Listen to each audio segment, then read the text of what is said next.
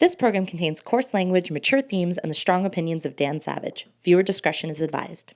Over 40 years ago, Merle Miller, a well-known and respected writer, journalist, and editor, wrote On Being Different, What It Means to Be a Homosexual, and publicly came out in the New York Times Magazine. His book has recently been re-released, and I was honored to write a new introduction for it and to get a chance to talk about Miller's revolutionary essay, its influence on the LGBT and queer rights movement, and where we are today.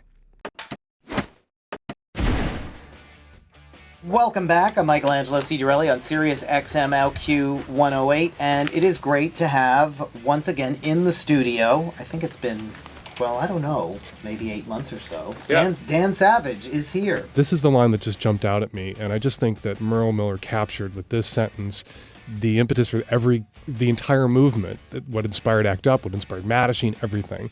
I am sick and tired of reading and hearing such goddamn demeaning, degrading bullshit about me and my friends.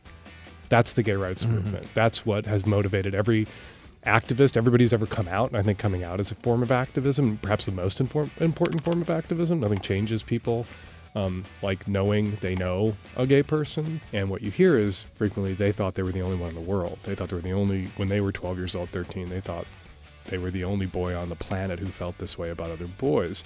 And kids don't grow up with that kind of isolation anymore. Kids grow up aware that, unless they're being raised in Skinner boxes and basements in Utah, aware that there are gay people in the world. And that's really kind of changed how the world reacts to young gay people and how young gay people live in the world. And to read this essay and see how Miller worked through his sexuality, came to own it and accept it and embrace it.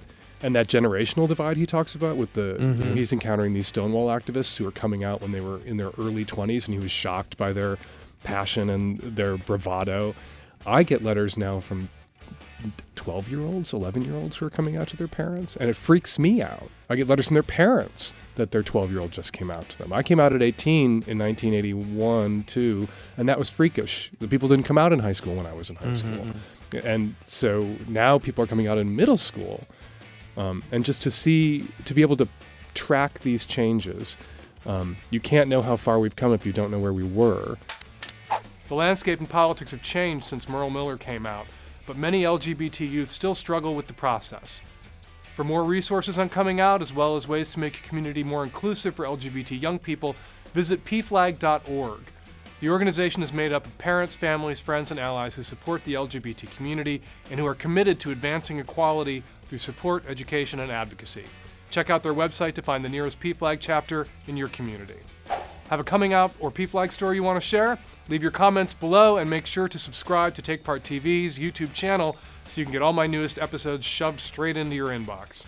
Since their launch, Toto Mejora has done a tremendous job helping LGBT communities in Latin America. They've even been featured in UNESCO's magazine.